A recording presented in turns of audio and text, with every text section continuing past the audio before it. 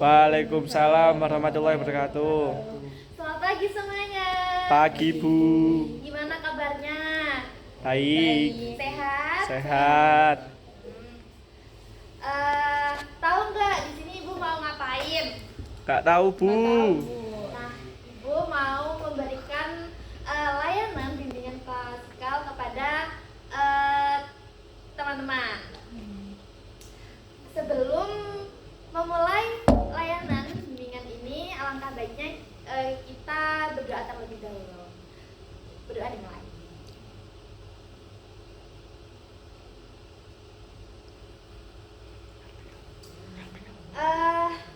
Pada kali ini Ibu akan memberikan pengertian terkait belajar mengelola waktu. Di sini ada yang tahu belum? Mengelola waktu itu apa? Belum Ibu. Nah, jadi kita akan Ibu akan memberi pembelajaran tentang belajar mengelola waktu. Nah, mengelola waktu adalah kemampuan untuk mengatur dan memaksimalkan waktu secara efektif agar dapat mencapai tujuan dengan lebih produktif dan efisien. Nah, kira-kira kalian bisa nggak udah termasuk orang yang mengelola waktu belum? Sudah. Wah, keren sekali Mbak Asma. Berarti hidupnya sangat produktif sekali ya. Iya. Wah, selanjutnya mengapa sih mengelola waktu itu penting? Ada yang tahu belum? Aku. Kenapa? Sebenarnya kalau misalnya kita bisa mengelola waktu, kita bisa hidup dengan teratur karena sudah di list. Nah, betul sekali. Pentingnya kita belajar mengelola waktu itu yang pertama, mencegah penumpukan tugas atau PR ya. Dengan kita mengelola waktu, setiap tugas itu bisa dicicil dan diselesaikan sesuai jadwal sehingga tidak ada yang menumpuk di akhir waktu. Pasti kalian kalau menumpuk gitu pasti stres kan? Iya. Nah, kalau yang kedua, ini jika kita bisa mengelola waktu, kita tuh bisa mengurangi stres dan kelelahan. Nah, stres ini biasanya muncul saat tugas banyak, waktu mepet, dan kita belum tahu bagaimana memulai. Kita belum tahu harus mulai dari mana. Ada yang seperti itu nggak? Aku kadang kayak gitu. Kalau bisa dikurangi ya, anak-anak. Lalu yang ketiga, meningkatkan produktivitas. Fokus mengerjakan kegiatan yang benar-benar penting dan mengurangi waktu terbuang untuk hal-hal yang kurang bermanfaat. Contohnya, PR itu kan penting ya. PR sama scroll TikTok itu lebih penting mana? Dua-duanya penting, Bu. Kalau scroll TikTok itu pentingnya apa? Soalnya kan bisa terhibur scroll TikTok. Nah, ya benar. Scroll TikTok itu agar kita tuh nggak terlalu stres, tapi alangkah baiknya kita harus mengedepankan yang terpenting dulu. Contohnya tadi kan PR, kita kayak mempunyai tanggungan gitu loh. Kalian enak nggak kalau kalian tuh punya PR tapi kalian nge-scroll? Kayak hati tuh bimbang nggak sih? Iya. Kayak ada tanggungan gitu. Nah, saran dari Ibu, sebaiknya kalian tuh sebelum menye-scroll TikTok, alangkah baiknya mengerjakan tugas atau nanti kalau pas waktu nge-scroll TikTok atau main game itu jadi kalian tuh enak gitu. Lalu yang keempat, membantu mencapai tujuan dengan lebih efektif. Nah, dengan mengatur waktu ini, setiap aktivitas yang kita lakukan bisa diarahkan untuk mendukung tercapainya tujuan tersebut. Jadi kalau kita bisa mengatur waktu dengan efektif, pasti tujuan kita itu sudah terarah gitu loh. Selanjutnya adalah dampak mengelola waktu yang buruk. Nah, kalau kita nggak mengelola waktu itu ada dampaknya loh. Yang pertama, penundaan. Siapa yang di sini sering menunda-nunda pekerjaan? Aku. Contohnya Mas Andre, sering menunda-nunda apa sih kira-kira? Tugas Ibu. Oh, tugas. Kalau kepentingan pribadi itu nunda-nunda? Enggak. Tak. Terus apa? Terus yang kedua itu kurangnya tidur. Nah, dari penundaan tadi pasti banyak tugas yang tertumpuk. Nah, akhirnya kita kurang tidur. Nah, karena kurang tidur nanti itu bisa kita tuh jadi stres gitu. Oh, yang ketiga, tidak tepat waktu. Nah, di sini ada nggak kalau biasanya tuh kita, nah biasanya anak-anak itu kalau ngerjain bukan sistem kebut semalam, tapi sistem kebut sejam. Ya, Benar. sebelum contoh ya, kemarin ibu tahu kan di sini saya tahu di kelas ini tuh kemarin ada jam kosong karena sama ibu itu sengaja saya kosongin. Buat apa? Saya tahu pasti di kelas ini itu nggak ada yang belum ada yang ngerjain PR. Jadi ibu kasih waktu untuk mengerjakan PR. Nah, seperti itu. PR itu kan pekerjaan rumah.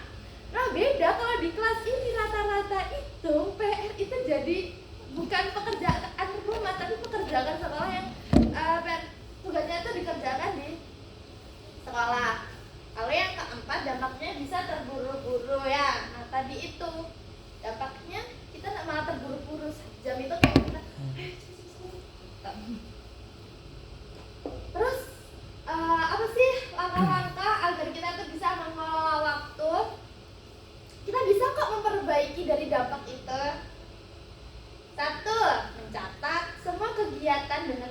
Dengan mencatat, kamu bisa melihat secara jelas apa saja yang harus diselesaikan dan tidak ada yang terlupa. Nah, di sini semua kan pakai punya HP kan. Nah, pasti di situ kan ada aplikasi reminder itu loh. Oh iya. Ya, itu sangat membantu sekali. Kalau enggak, kalian biasanya kalau di jam kita ada kayak pengingat waktu ngerjain ini. Nah, alarm di alarm itu tugas-tugasnya biar kalian tuh nggak lupa gitu. Nah, terus yang kedua, membuat daftar prioritas. Nah, urutan kegiatan ini berdasarkan skala prioritas dari yang paling penting dan mendesak sampai yang bisa ditunda. Kira-kira apa sih kegiatan yang paling penting menurut kalian? Oh ya. Belajar atau TikTok yang kan? paling penting? TikTok kan, Bu. Terus apa sih yang paling mendesak? Ngerjain tugas. Nah, itu bisa dikurangi. Nah, itu bisa dibolak-balik ya tempatnya. Seperti itu. Lalu yang ketiga, menyusun jadwal harian atau mingguan. Nah, ini kamu bisa tentukan kapan kamu dan kamu akan melakukan setiap aktivitas, berapa lama waktunya dan kapan waktu istirahat. Nah, dengan menyusun jadwal harian ini, kalian tuh bisa terarah gitulah selama seminggu tuh kalian ngapain, Kak. Jadi kita punya jadwal istirahat gitu. Terus yang keempat, evaluasi kegiatan setiap hari atau mingguan. Nah, catat apa yang berhasil dilakukan, mana yang tertunda, dan apa alasannya. Nah, pada yang terakhir ini, kamu tuh biasanya yang terakhir tuh minggu ya berarti. Minggu. Kamu tuh mencatat apa yang kamu lakukan setiap hari minggu terakhir ini. Terus mana yang tertunda dan apa alasannya. Dari situ kalian tahu, oh, aku ternyata kemarin kurang membaca buku, contohnya kayak gitu. Jadi kamu bisa di minggu depannya kalian bisa memperbaiki kesalahan kalian gitu. Nah, di sini ibu tuh punya habit tracker atau alat untuk memantau dan memperbaiki kebiasaan sehari-hari kalian. Nah, nanti ibu kasih link ini kepada semua teman-teman. Jadi habit tracker itu bisa mengelola waktu kalian. Contohnya nih di minggu ini kita tahajud contoh ya, contoh. Terus baca istighfar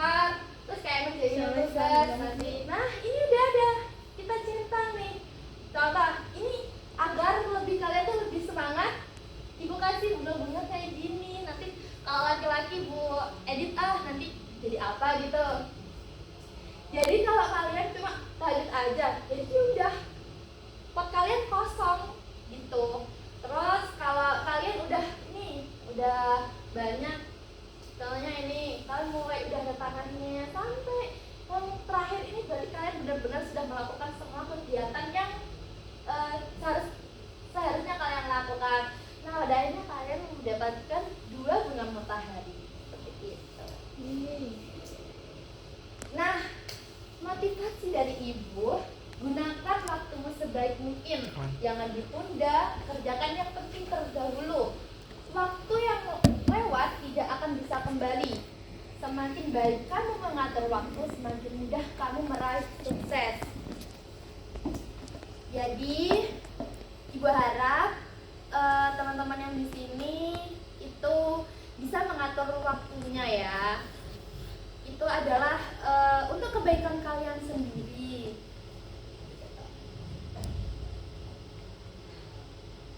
Kesimpulannya adalah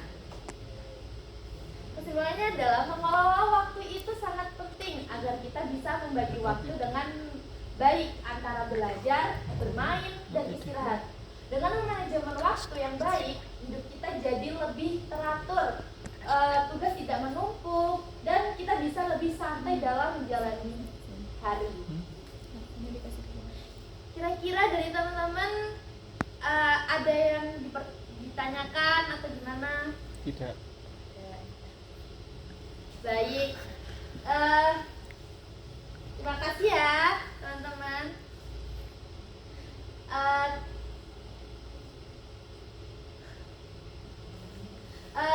Pemaparan sudah berakhir, pemaparan materi dari ibu. Semoga bisa bermanfaat bagi teman-teman ya. Semoga bisa dilakukan juga secara langsung gitu ya. Ibu tutup. Assalamualaikum warahmatullahi wabarakatuh. Waalaikumsalam warahmatullahi wabarakatuh. Terima kasih Bu. Oke, terima kasih untuk Mbak Aziza telah melakukan prakteknya. Di sini saya sebagai observer akan sedikit mengomentari beberapa hal terkait praktek dan RPL-nya. Untuk penyampaian materi, terus tentang kayak suasana di kelas, sama PPT yang diberikan tadi sudah cukup menarik, sama vokalnya juga sudah cukup bagus. Tapi yang kurang tadi pada saat sesi tanya jawab. Seharusnya sesi tanya jawab dilakukan sebelum kesimpulan, bukan sesudah kesimpulan. Itu untuk prakteknya. Selanjutnya sama tadi tidak menampilkan LKPD. Sekarang untuk balikan RPL-nya sudah cukup jelas, sudah cukup rapi. Akan tetapi pada di tahap di kegiatan layanan tahap awal atau tahap pendahuluan tadi tidak dijelaskan kelas ini akan dijalankan selama berapa menit. Tapi di RPL ditulis seperti itu. Selanjutnya di tahap ini juga tidak ada pengerjaan LKPD. Untuk yang lainnya